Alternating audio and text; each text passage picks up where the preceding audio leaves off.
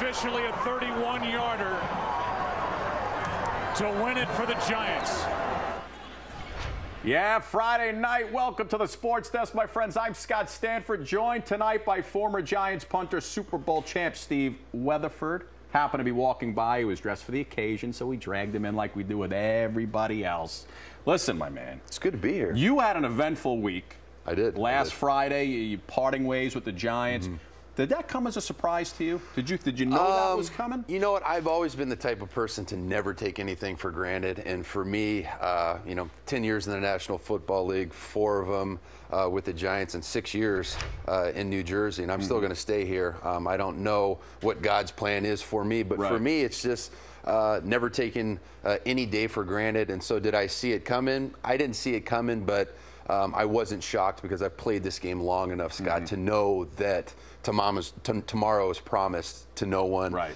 You see guys like Antrell Roll and Justin Tuck eventually evolve and go on to other teams, and some into retirement. And so for me, I'm just very thankful for the 4 years that I had to play for the greatest franchise in the National Football League, be a part of a Super Bowl championship team, and really grow and evolve as a person under a guy like Coach Tom Coughlin. Yeah. So. And he had so many great things to say about you, as does everybody. I mean, everybody loves you. Listen, and you had such a classy video that you put out online, sitting there with your family. How did they take the news? Probably worse than you, I bet. The morning I woke up, when I got the phone call to come in, I knew what the phone call was about. And the first thing my son asked me that morning is, "Dad, are you still going to play for the Giants?" And I was like, "Buddy, I don't think I'm going to play for the Giants anymore." And then he just kind of began to sob a little bit. And then I got emotional because, I've got an 8-year-old son, and all he ever has any of his recollections of memories is me as a New York Giant. And, I remember very vividly pulling him out of the bleachers after Super Bowl 46 when we won in Indianapolis and the confetti coming down. And he was old enough to remember that. He was 4.5 years old, and him saying to me, "Dad, we did it. We won the Super Bowl." And then I start crying. And so I'm very thankful that I had kids young enough for him to be able to remember that. He's my oldest child. He's 8 years old now. I've got 3 young daughters. But there's something very special about being able to experience something like that and make memories with your son. So, just very, very thankful for my entire career with the Giants, but, namely for that experience that will live with him for the rest of his life, and the same with me. Truly amazing. And listen, you're so involved with the community and the charities, and you give so much back to the kids. You run around New York in Superman costumes to the hospitals. Even just 2 days ago, you were giving the sneakers away for back to school, which I believe we have right there. There they are, making the appearance. What is it about doing this stuff with the kids and the charities? It just gets you revved up, doesn't it? Something that's very, very important to me, Scott, is leaving a legacy. And for me, I never self-identified with being a professional athlete. To me, that was never my identity. I wanted my legacy that I left on this community, within this franchise, to be something longer lasting, something of substance, to encourage, motivate, and change people's lives. And for me, I just didn't feel as if I could do that kicking a football, playing for the New York Giants. But what playing for the Giants did, it was kind of a conduit for me to be able to funnel all the passions and all the emotions that I have inside of me and share these emotions and motivation that I have with kids. And one thing I did that very proud of before buying the 25 kids shoes 2 days ago was I gave each kid a piece of paper and I said, "You can have any shoe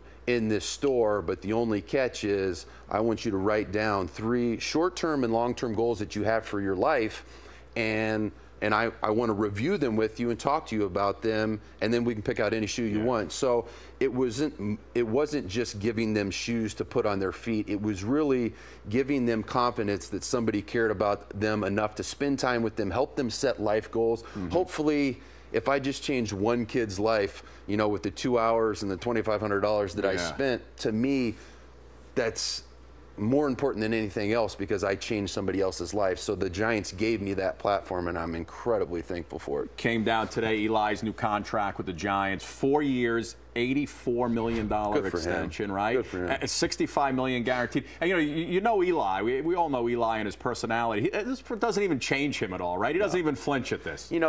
For Eli, it's not about the money. I think for Eli, it's more about feeling confident going forward that he's going to be a Giant for life, and he deserves that. I mean, 2-time Super Bowl MVP.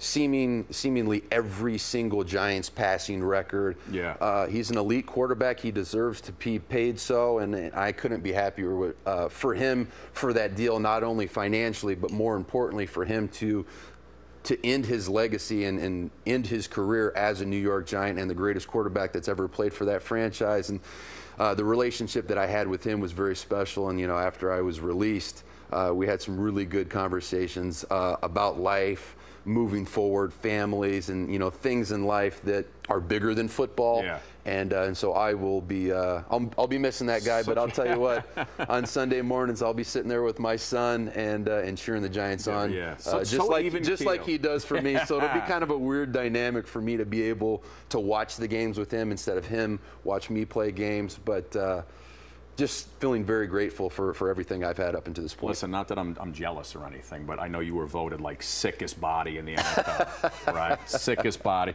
Cover of magazine. Check the cover of the magazine. There he is right there. Steve Wait a Weatherford. second. Take a look. No, that's I you. thought that was your magazine No, cover. that's you, not me. That's you. Real quick, how often do you train? What don't you eat? How do you get ripped up like that? I think, for everybody that's watching the show at home and has aspirations for fitness goals, I think the first thing that you can do is write it down. Write down what your fitness goals are, because once you write it down, it becomes real.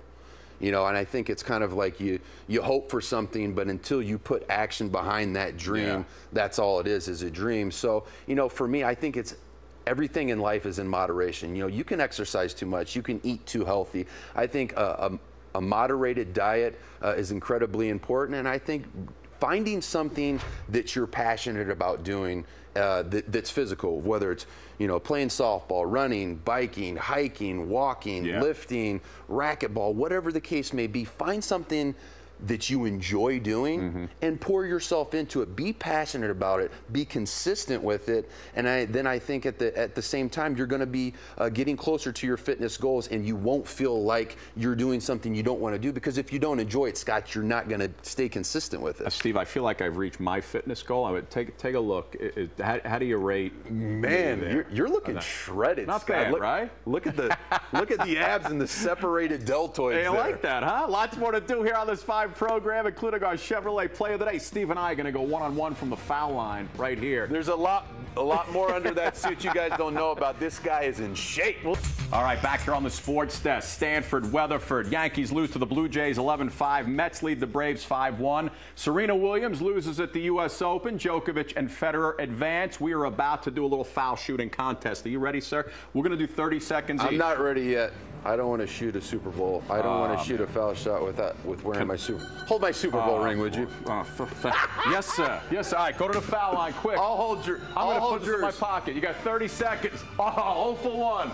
Come on, baby.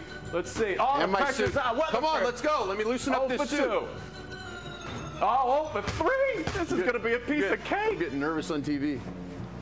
0 for 4. This is so much harder than Chuck E. Cheese. All right, 0 for 5, Stevie. Watch this. This is how you do it, baby. Oh, 0 for 1.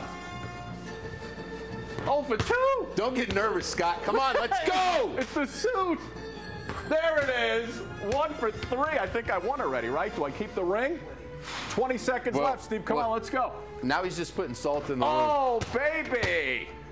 But the only thing is, Scott, hold on, this camera. We got to go, Steve. But the only thing is, Scott, you might have won the game, but you're going to have to give me my Super Bowl ring back. Good night, everybody. See you Monday.